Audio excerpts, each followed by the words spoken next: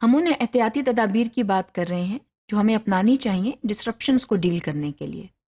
We should always practice caution when we are dealing with disruptions in the classroom, क्योंकि अगर हमने ये एहतियाती तदाबीर इस्तेमाल ना की तो things can go from bad to worse, और इस चीज़ को हमें रोकना है।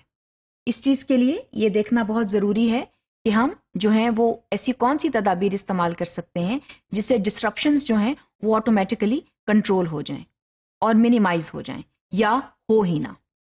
इसके लिए टीचर्स को बुनियादी तौर पर बहुत ज़्यादा तैयारी की ज़रूरत है। दे शुड बी प्रोफेशनली स्मार्ट, और इसके साथ साथ अपनी प्रोफेशनल स्किल्स जो हैं वो उनको दो मुख्तलिफ डोमेन्स में उनका इजहार करना ज़रूरी है, जिसमें जो एकेडमिक इनपुट वो दे रहे हैं उसके लिए they should be skilled enough, और उसके साथ साथ बिहेवियरल डोमेन में भी they have to be skilled enough. So both these domains, they need to be handled appropriately when we are dealing in a classroom. और अगर टीचर जो है वो इन दो डोमेन्स में स्किल्ड है तो ऑटोमेटिकली जो डिस्ट्रप्शंस हैं वो कम हो जाती हैं। लेकिन बहरहाल डिस्ट्रप्शंस जो हैं वो हो सकती हैं और होती हैं, तो उसमें जो है वो हमें क्या करना है, ये बहुत ज़रूरी है देखना कि हम मॉनिटरिंग जो है वो प्रॉपर तरीके से करें।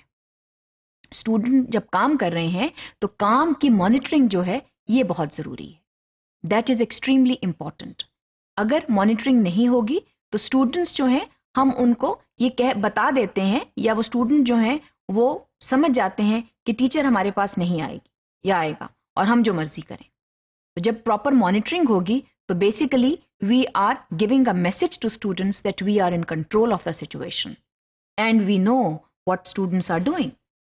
सो मॉनिटरिंग इज एक्सट्रीमली इंपॉर्टेंट, और उसके साथ साथ checking task performance is important. Student जो है वो उनकी एकेडमिक आउटपुट क्या है, वो किस तरह जो है वो चीज़ को समझ रहे हैं और उसको चीज़ को समझने का इजहार वो कैसे कर रहे हैं। सो दो चीज़ें बहुत अहम हैं जो कि बतौर कॉशन के तौर पर हम इस्तेमाल करते हैं when we are dealing with disruptions. पहली बात तो ये है कि स्टूडेंट के काम की प्रॉपर मॉनिटरिंग की जाए, और उसके साथ साथ जो टास्क परफॉर्मेंस है उसको जो है वो बेहतर और एक रेगुलर तरीके के साथ चेक किया जाए। These two things are important, क्योंकि ये चीज़ें जो हैं, ये जो माइनर एरर्स भी होती हैं उसको भी जो है वो पीछे जो है वो करती हैं, और इसके साथ साथ हम ये भी इंश्योर कर रहे हैं कि जो एकेडमिक आउटपुट है वो भी ठीक हो और जो बिहेवियरल आउटपुट है वो भी ठीक हो। और ये दोनों चीज़ें जो हैं ये उस वक्त पॉसिबल हैं जब प्रॉपर मॉनिटरिंग होगी। So things need to be monitored properly by the teacher. और ये चीज़ें जो हैं इसकी जो मॉनिटरिंग है वो कैसे हो सकती है, इसकी जो मॉनिटरिंग है वो यूज़ ऑफ विदिटनेस और ओवरलैपिंग से हो सकती है।